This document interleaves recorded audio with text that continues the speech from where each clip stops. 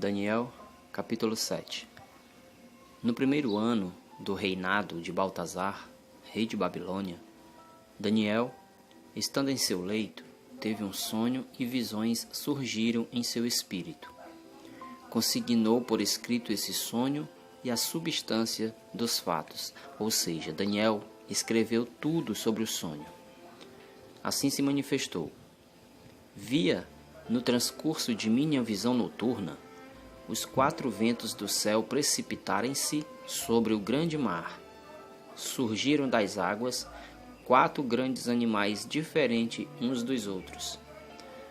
É bom vocês lembrarem que água, mar, em profecia significa nações, povos e línguas. Vento significa guerras, rumores de guerras.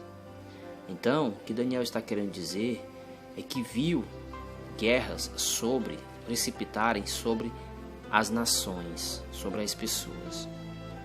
Aqui no versículo 3, quando diz que surgiram das águas 4 grandes animais, em profecia, se surgiu das águas, quer dizer que nasceu dentre os povos. Dos povos saíram grandes animais. Animais, lembrem que em profecia significa o rei ou reino. Um reino, né? O rei. Então, para que a gente possa compreender o Apocalipse mais na frente, com os vídeos que a gente vai ver futuramente, Apocalipse 13 e Apocalipse 17, é bom entender esses significados. Vento, rumores de guerras, águas, mar, nações, povos e línguas, animal, rei ou reino, um reino. Continuando, versículo 4. O primeiro parecia-se com o leão, o primeiro animal, certo? Tinha asas de águia. Enquanto o olhava, suas asas foram-lhe arrancadas. Foi levantado da terra e erguido sobre seus pés como um homem, e um coração humano lhe foi dado. Apareceu em seguida outro animal semelhante a um urso. Erguia-se sobre um lado e tinha a boca, entre seus dentes, 3 costelas. Diziam-lhe: vamos devorar bastante carne. Ou seja, esse urso trazia em sua boca 3 costelas. E essas 3 costelas diziam-lhe: vamos devorar muitas carnes. Para que a gente compreenda um pouquinho, essas 3 costelas significam esse reino dividido, ok? Vamos lá. Versículo 6. Depois disso, vi um terceiro animal, idêntico a uma pantera, que tinha nas costas 4 asas de pássaro. Tinha ele também 4 cabeças. O império lhe foi atribuído. Essas asas, amigos, significam agilidade, certo? Rapidez. Um tinha 2 asas, o outro tinha 4, né? Isso significa mais agilidade, mais rapidez que o outro. Essas 4 cabeças a gente vai ver o significado dela aqui mais na frente. O império lhe foi atribuído. Então veja que a gente está tratando aqui de pessoas que nasceram, né, dentre as nações, que o Apocalipse diz animal que nasceram das águas. Versículo 7. Finalmente, como eu contemplasse essas visões noturnas, vi um 4º animal, medonho, pavoroso e de uma força excepcional. Possuía enormes dentes de ferros, devorava, depois triturava e pisava aos pés o que sobrava. Ao contrário dos animais precedentes, ostentava 10 chifres. A gente vai entender também o significado desses 10 chifres mais na frente. Como eu falei, eu estou lendo apenas Daniel, profecia, para que você, quando ver e ouvir Apocalipse 13 e 17, você compreenda, porque lá trata-se justamente desses animais que Daniel está falando aqui. Versículo 8. Como estivesse ocupado em observar esses chifres, eis que surgiu entre eles outro chifre menor, e 3 dos primeiros foram arrancados, para dar-lhe lugar. Este chifre ainda tinha olhos idênticos aos olhos humanos e uma boca que proferia palavras arrogantes. Amigos, este chifre que nasceu, na qual 3 tiveram que cair para dar lugar a esse, é um rei que vai surgir em um reino, da qual tem 10 reis nesse reino e 3 vão ter que cair para que esse se chegue. Para a gente entender, só estudando as profecias, e como eu já falei e repito, para que a gente entenda o Apocalipse. Continuando. Continuei a olhar até o momento em que foram colocados os tronos e um ancião chegou e se sentou. Brancas como a neve eram suas vestes, e tal como a pura lã era sua cabeleira. Seu trono era feito de chamas, como rodas de fogo ardente. Saído de diante dele corria um rio de fogo. Milhares e milhares o serviam, dezenas de milhares o assistiam. O tribunal deu audiência e os livros foram abertos. O que significa isso? Veja que nós estamos falando de 4 animais, né? Ou seja, 4 reinos. O último era medonho e pavoroso, pisava aos pés os santos de Deus. A gente está falando de quem? Eu já posso adiantar que esse último animal aqui, se você ler as profecias, você vai ver, não é o que estou falando, você vai ver que se trata de Roma, o papado. Então, a Bíblia aqui está dizendo que quando esse reinado começar e já no finalzinho, porque as profecias de Daniel é para o tempo do final, vem o ancião de dias e se assenta, né? E os livros serão abertos. O que é isso? O julgamento. Começa aí o julgamento do animal, do reinado desses que pisarão aos pés os santos do Altíssimo. Por isso, o versículo 10 diz: e os livros foram abertos quando o ancião de dias sentou-se ao tribunal. Versículo 11. Olhei então, devido à balbúrdia causada pelos discursos arrogantes do chifre. Olhei até o momento em que o animal foi morto, seu corpo subjugado e a fera jogada ao fogo.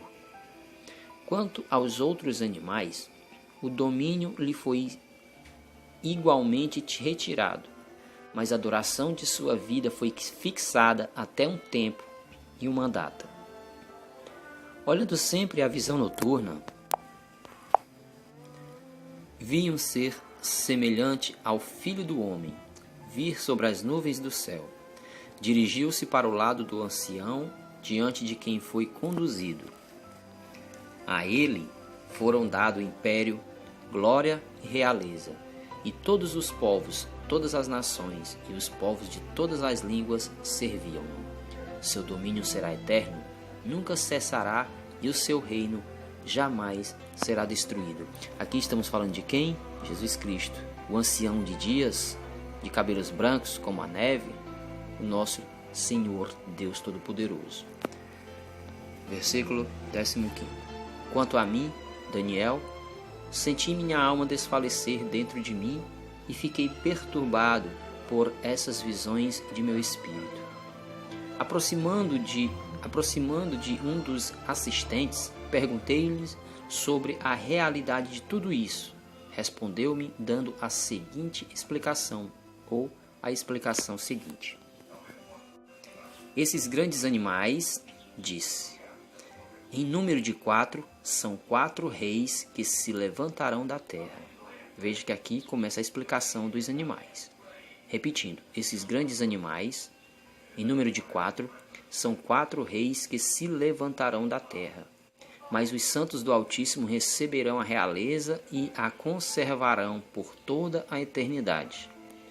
Quis então saber exatamente o que representava o 4º animal, diferente dos demais, pavoroso em extremo, cujos dentes eram de ferro e as garras de bronze,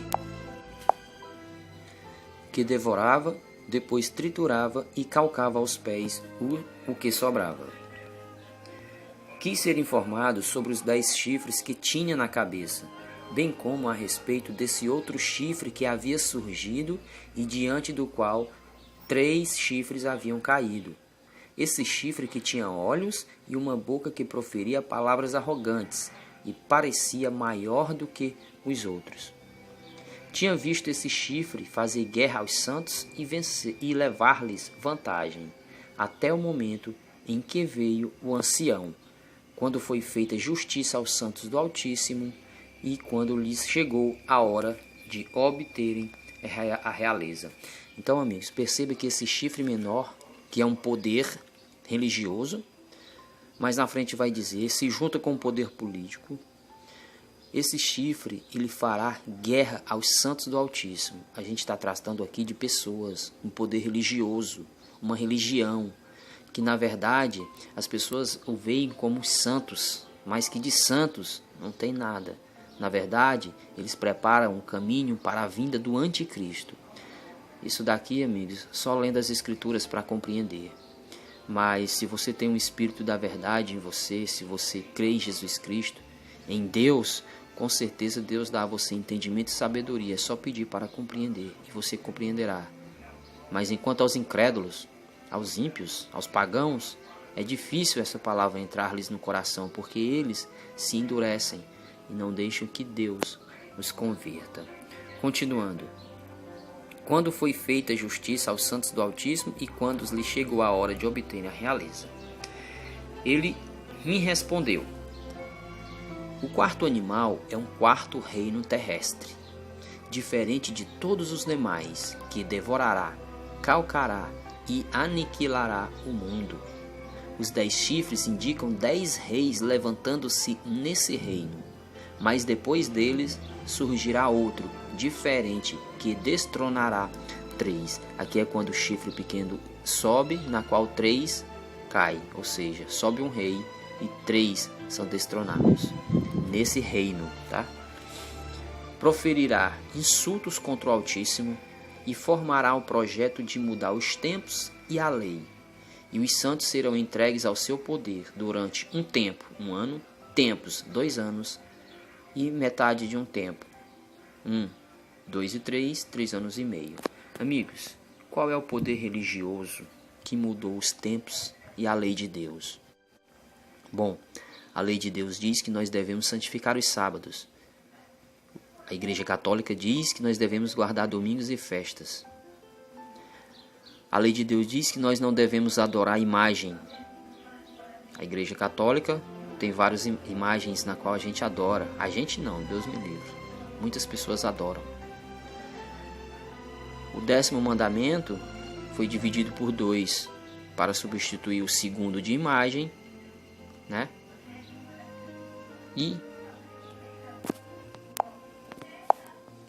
E assim substituir o 2º mandamento. Porque a igreja sumiu com o 2º mandamento. Se você pegar um catecismo que as pessoas estudam hoje na Igreja Católica, você vai ver que ali não tem o 2º mandamento da lei de Deus, que é não fazer imagem esculpida e adorar. Então, para substituir esse mandamento que foi tirado pelo papado, eles pegaram o 10º mandamento e dividiram em 2 para assim ficarem os 10 mandamentos. Mas a Bíblia não diz para adorar o domingo. O domingo não é o dia santo. Você tem mais de 100 passagens na Bíblia que diz que você deve santificar os sábados, guardar os sábados. Ninguém deve fazer trabalho nenhum nesse sábado. No sábado é um dia para se estar na presença de Deus. É um dia santo, pois Deus disse: eu dei os sábados para saberem que eu sou o seu Deus. Santificai os meus sábados, que servirá de sinal entre mim e vós. Se você não tem o sinal de Deus, você futuramente terá a marca da besta. Continuando. Proferirá insultos contra o Altíssimo e formará o projeto de mudar os tempos e a lei. E os santos serão entregues ao seu poder durante um tempo, tempos e metade de um tempo. Mas realizar-se-á o julgamento e lhe será arrancado seu domínio para destruí-lo e suprimi-lo definitivamente. A realeza, o império e a sucerania de todos os reinos situados sobre os céus serão devolvidos ao povo dos santos do Altíssimo, cujo reino é eterno, e a quem todas as soberanias renderão seu tributo de obediência. Aqui terminou o discurso, a mim dirigido.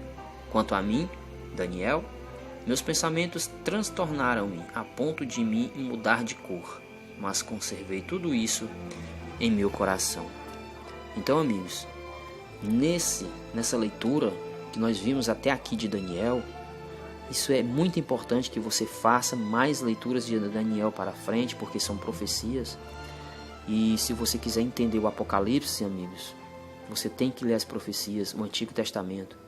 É por essa razão que eu reforço em dizer mais uma vez: as pessoas que dizem que o Antigo Testamento foi abolido, elas jamais irão compreender o Apocalipse, porque o significado de Apocalipse está no Antigo Testamento. Não é em livros de ciências, nem de matemática, nem de histórias, mas dentro da Bíblia.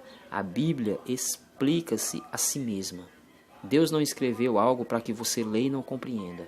Peça entendimento e sabedoria que Deus te dá. Então, esses animais que Daniel fala nos sonhos, da estátua de Nabucodonosor, que você pode ler mais atrás, refere-se também ao Apocalipse, aos animais de Apocalipse. O animal que sobe da terra, o animal que sobe das águas. Da terra é de um reino político, dos mares, das nações, dos mares, das águas, das nações.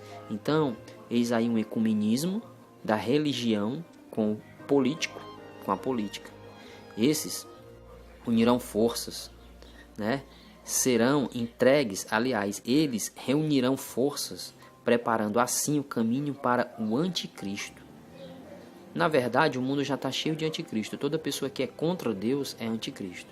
Mas virá um em que a gente leu aqui um pouquinho e que leremos muito mais na frente, que dominará o mundo, calcará o povo santo de Deus. E quem é o povo santo de Deus? Aquele povo que crê em Jesus Cristo, que estão procurando fazer a vontade de Deus. Esses são o povo de Deus.